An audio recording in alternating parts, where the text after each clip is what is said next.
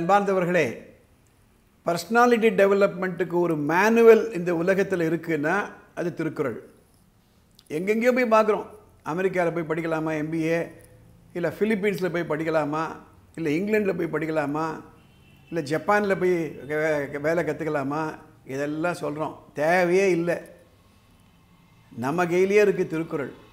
இந்த திருக்குறளை பள்ளிக்கூடங்களில் ஒரு பாடமாக தான் படிக்கிறாங்களே தவிர அது ஒரு வாழ்க்கை கல்வியாக படிப்பது கிடையாது. அதனால் இந்த சீரீஸ் எடுத்திருக்கேன். ஒவ்வொரு குறளையும் என்ன பொருள், அந்த பொருளுக்கு தகுந்தா போன்று வாழ்ந்தவர்கள் யார் யார், இதை எடுத்து சொல்லணும். இன்றைக்கி நம்ம பார்க்க போவது குறள் எண் 620, அதிகாரம் 62. ஒழியும் உப்பக்கம் காண்பர், உலைவு இன்றி தாழாது உயன்றுபவர். இதுக்கு அர்த்தம், சேயோன் அவர்களுடைய அர்த்தம், பொருள்: சோர்வு இல்லாமல் முயற்சியில் தொடர்ந்து ஈடுபடுகின்றவர்கள் வெற்றிக்கு தடையாக வரும் விதிகளையும் வென்று விடுவார்கள். சரி, அதே போன்று யாராவது வாழ்ந்து காட்டியிருக்கிறார்களா? எஸ். உங்களுக்கெல்லாம் தெரியும், KFC ரெஸ்டாரண்ட்ஸ் எல்லாம் பார்ப்பீங்க. உலகெங்கும் இருக்கக்கூடிய ஒரு பெரிய நிறுவனம் KFC. இன்றைக்கி இந்த KFC பற்றி எல்லாரும் பேசுகிறாங்க. ஆனால் அதை நிறுவியவர் யார், அவருக்கு பின்னால் இருக்கக்கூடிய கதை என்ன, அதை தான் சொல்ல போகிறேன். நான் நோட்ஸ் எடுத்தேன் இன்றைக்கி. இந்த திருக்குறளை படிச்சுட்டு கொலோனல் ஹார்லண்ட் சாண்டர்ஸ், அவர் தான் கென்டக்கி ஃப்ரைட் சிக்கன் KFCயை நிறுவனர். இன்றைக்கி 82 நாடுகளில் KFC இருக்கிறது. ஒரு நாளைக்கு 2 பில்லியன் சிக்கன் விற்கிறாங்க அந்த நிறுவனத்தில். சரி, அதுக்கு பின்னால் 6 வயசு இருக்கும்போது அவங்க அப்பா தவறிடுறாரு. அவங்க அம்மா வேலைக்கு போகிறதுனால 3 வயசு குறைவாக இருந்த தம்பியை இவர் தான் பார்த்துக்கணும். 10 வயசு இருக்கும்போது ஒரு ஃபார்ம் ஹவுஸில் வேலை பார்க்குற வயக்காடில் எவ்வளோ சம்பளம், $2 per month. 12 வயசு இருக்கும்போது அவங்க அம்மா ரீமேரேஜ் ஆகி போயிடுறாங்க. 15 வயசு இருக்கும்போது ஒரு ட்ராமில் பஸ் கண்டக்டராக போய் சேர்றாரு. 16 வயசு இருக்கும்போது கியூபன் வார் கேள்விப்பட்டிருக்குவேன், அதில் சோல்ஜராக போய் சேர்றாரு. அப்படியே லா டிகிரி முடிச்சிடுறாரு. 40 வயசு வரும்பொழுது மிலிட்ரியில் ரிட்டையர் ஆகி வராரு. ஒரு சின்ன ஒரு கடை வைக்கிறாரு ரோடு ஓரத்தில். அந்த ஹோட்டலில் 142 பேர் தான் உட்கார முடியும். இவர்கிட்ட என்ன இருந்ததுன்னா 11 மூலிகைகளை கொண்ட ஒரு சிக்கன் சூப்பு. அதை வைத்து சமைத்து இவர் சர்வ் பண்ணுவார். ரொம்ப பாப்புலர் ஆகிடுச்சு. 1950 அந்த ரோடை எக்ஸ்பேண்ட் பண்ணுறாங்க. அதனால் இவர் ரெஸ்டாரண்ட்டை கவர்மெண்ட்டு காம்பன்சேஷன் கொடுத்து வாங்கிடுது. எவ்வளோ காம்பன்சேஷன்?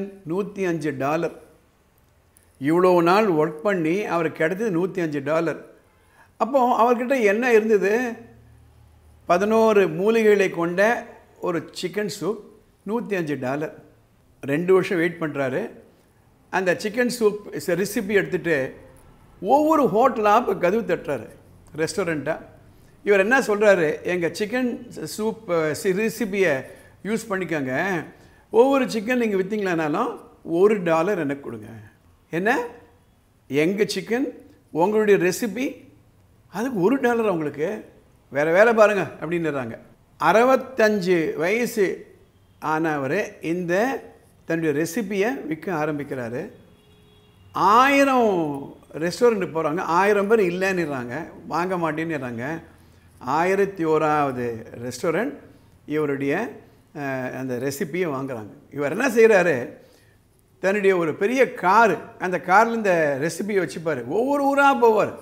கிட்டத்தட்ட 35,000 மைல் அவர் ஓட்டியிருக்கார். இந்த முதல்ல இந்த ஒரு ரெஸ்டாரண்ட் வாங்க உடனே அவருக்கு ஒரு ஹோப்பு வருது. 1960 அவருடைய பிரான்ச்சஸ் எவ்வளோ வச்சு? 600. பிற்காலத்தில் தன்னுடைய வியாபாரத்தை அவர் $2 பில்லியன் விற்கிறாரு. நான் எதுக்காக நான் இதை சொல்கிறேன் அப்படின்னா, முயற்சி அது வேணும், ஒரு தன்னம்பிக்கை. என்கிட்ட ஒரு பொருள் இருக்குது, நான் உழைப்பேன், நான் உலகத்துக்கு வழிகாட்டியாக இருப்பேன். மீண்டும் இந்த குறள்: ஒழியும் உப்பக்கம் காண்பர், உலைவு இன்றி தாழாது உயன்றுபவர். அர்த்தம், சோர்வு இல்லாமல் முயற்சியில் தொடர்ந்து ஈடுபடுகின்றவர்கள் வெற்றிக்கு தடையாயிருக்கும் விதிகளை வென்று விடுவார்கள். இது போன்ற கதைகளை எடுத்து சொல்லுங்கள் குழந்தைகளுக்கு. குறளை சொல்லுங்கள், பொருளை சொல்லுங்கள். இந்த கதையை சொல்லுங்கள். இப்போ உங்களுக்கு ஹோம்ஒர்க், உங்கள்கிட்ட என்ன ஸ்ட்ரென்த் இருக்குது, அதை எப்படி ஒரு பொருளாகவோ ஒரு சேவையாகவோ மாற்றி உலகத்துக்கு கொடுக்க போகிறீங்க. இந்த திருக்குறளை ஒரு 2 முறை படிச்சுட்டு உங்களுடைய செயல் திட்டத்தை வகுத்துக்கோங்க. இந்த பகுதி உங்களுக்கு பயனுள்ளதாக இருந்தானா தெரிஞ்சவங்களுக்கெல்லாம் ஷேர் பண்ணுங்கள், லைக் பண்ணுங்கள். அடுத்த எபிசோடில் பார்க்கலாம்.